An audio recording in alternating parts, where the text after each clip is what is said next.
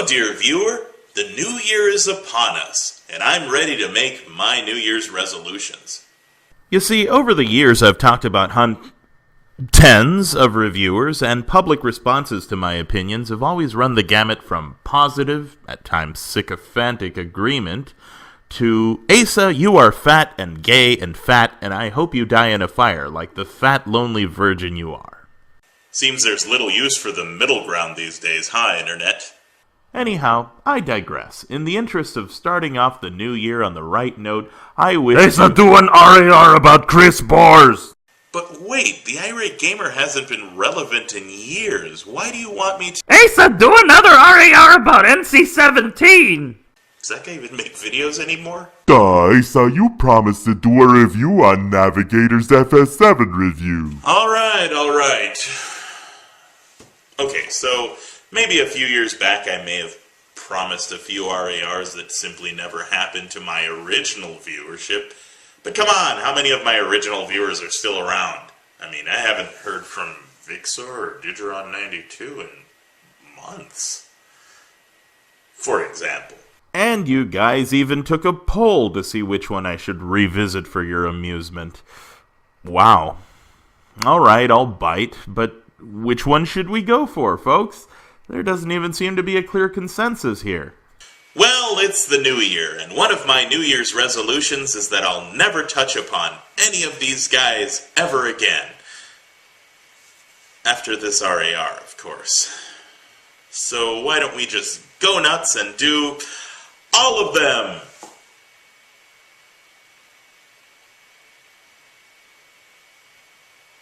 Happy New Year.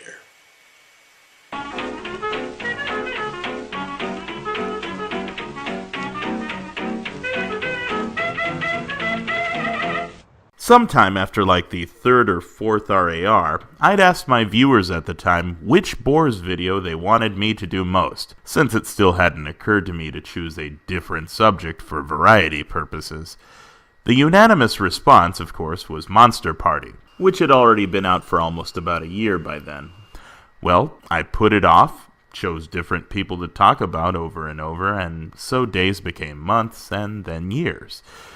But some people to this day still want to hear about the Boars, which I guess speaks volumes about the kind of widespread ill will Boars brought upon himself by choosing to be among the first to copy AVGN's now archaic formula. Problem is, this is the exact same fact that blinded most people to the true shortcomings of Boars' work, which weren't really that he was doing the same thing AVGN was doing at the time, sometimes doing his shtick verbatim, but that he plain and simply wasn't good at it.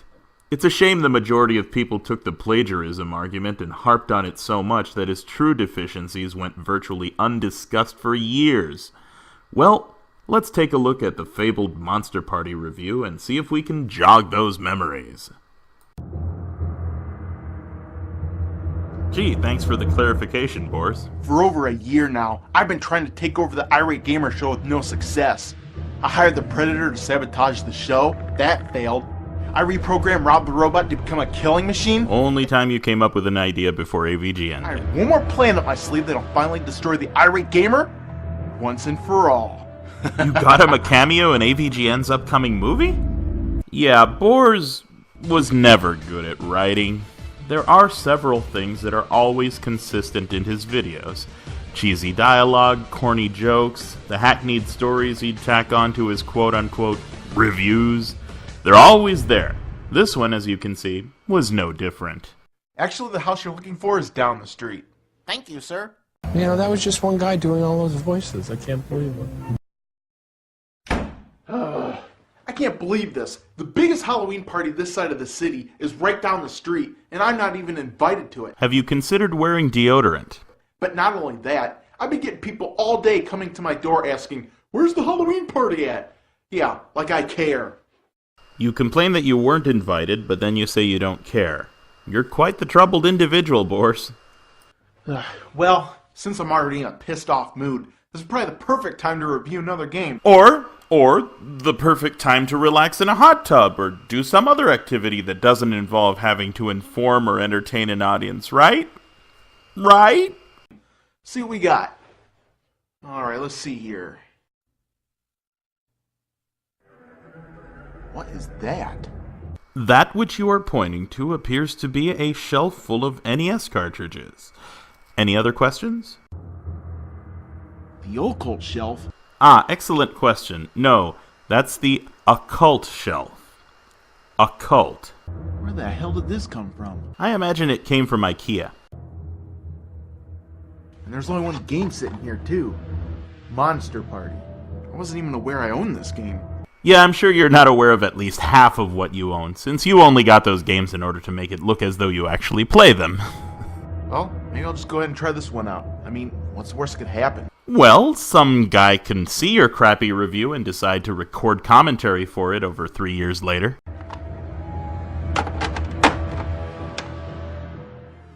Monster Party is a game that's considered a cult classic by some, and a bad game by others. Gee, how insightful.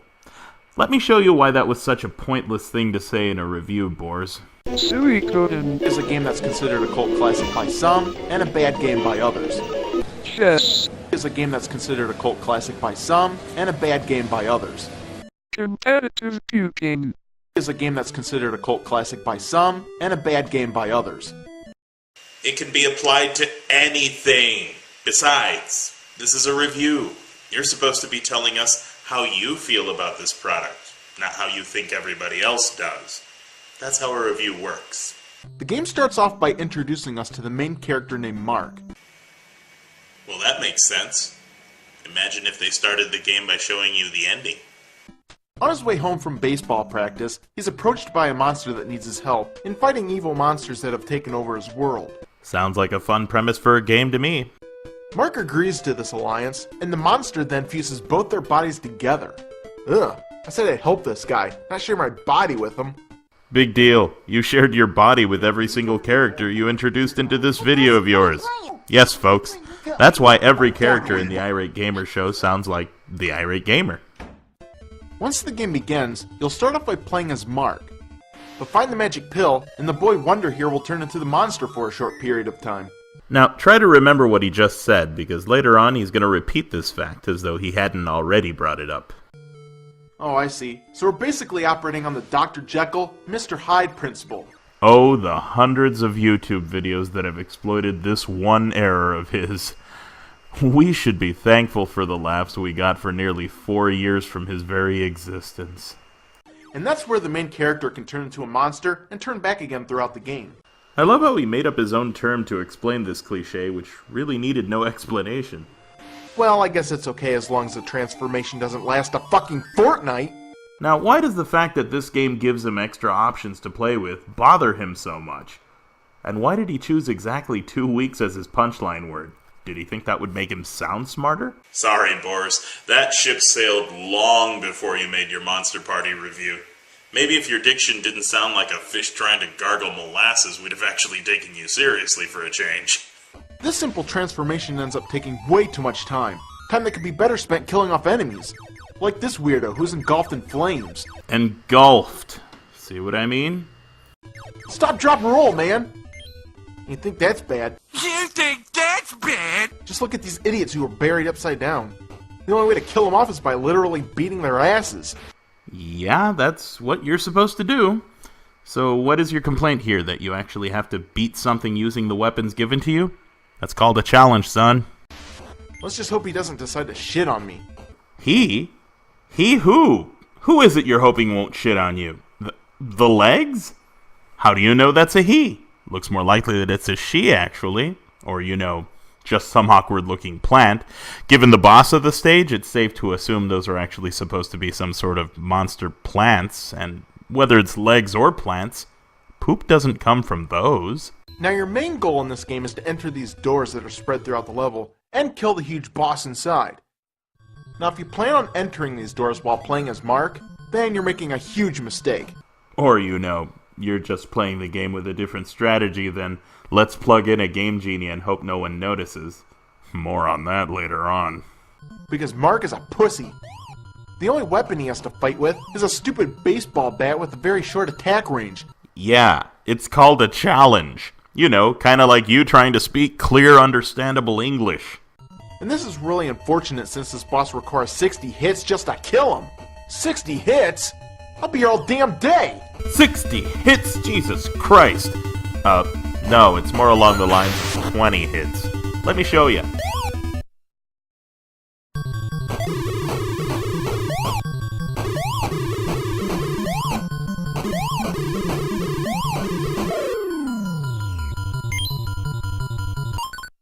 Failed basic math, did we, Boars? Or don't tell me you were actually sitting there for hours on end trying to bat the bubbles right back at the plant before you decided to go with a monster, did you? Oh, you kill me, Boars. You kill me. And this is the stuff that emotional scarring events are made of. Clearly you don't watch your own videos after you make them. Remember the water level shit they pulled in the Ninja Turtles game?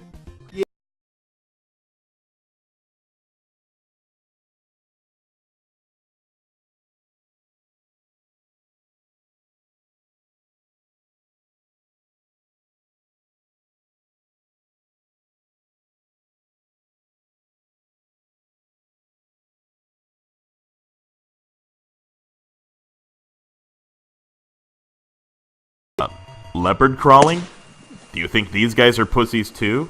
The only drawback to playing as the monster is that you're only given a few minutes to fight before you change back into the pussy boy Mark. Yeah, you said that earlier. So, whatever you plan on doing, you better do it quickly. Now, if Mark is clearly the weakest fighter in this game, how come in the intro, the monster makes him out to be some powerful kid who can help him save the world from destruction? I don't think this kid even knows how to save toilet paper. All toilet paper aside, have you considered the possibility that maybe the monster might not have those powers if he didn't fuse with the kid? Or maybe he was just on a tight schedule and was looking for the first humanoid he could find, carrying anything vaguely resembling a weapon. Why ask an 8-year-old kid for help when you can find someone older and with much more fighting experience? It's like this monster decided to pick Urkel over Schwarzenegger. What a shit for brains. Again, we don't know the urgency of his situation, Boars. But maybe I'm missing the bigger picture here. Maybe the game company decided to have the main playable character be a young kid because they wanted this game to be intended for kids. Actually, any amount of research will show you that no, this game was actually intended to be gorier than the final product turned out to be. And there's even an ongoing project to restore the game to its original intent, which you can see in these prototype screenshots. You see, when it was brought over to the US, it was censored even more than it was already censored in Japan. There were also issues of monsters that Bandai didn't have the rights to in the US, so monsters got a makeover, pixels got blackened, and the game ended up as a weird mishmash of not quite kiddie, not quite horror. Boars, you were so intent on calling this a bad game that you didn't stop to consider the interesting history behind it. You missed out on telling your viewers something insightful about this little game. For shame. I mean, we get bloody heads. Uh-oh. When he starts listing off things, you know it's almost time for one of his customary sketches. Enjoy. Hey Chris, what are you playing?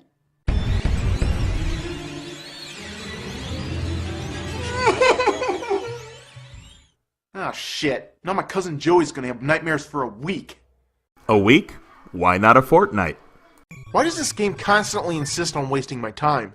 We've got empty rooms, long transformations, battles that last 60 hits long. My time is precious. I can't be just wasting it on pointless bullshit. That hasn't stopped you from making videos in 4 years. Why would it stop you from playing a game? But you're right, Boars. We shouldn't waste time on pointless bullshit. See you in part 2, folks. Next time on RAR 23, the thrilling conclusion to the final RAR on the Irate Gamer. NC-17 makes an appearance. And why is Asa wearing a jester hat? Find out next time, dear viewer.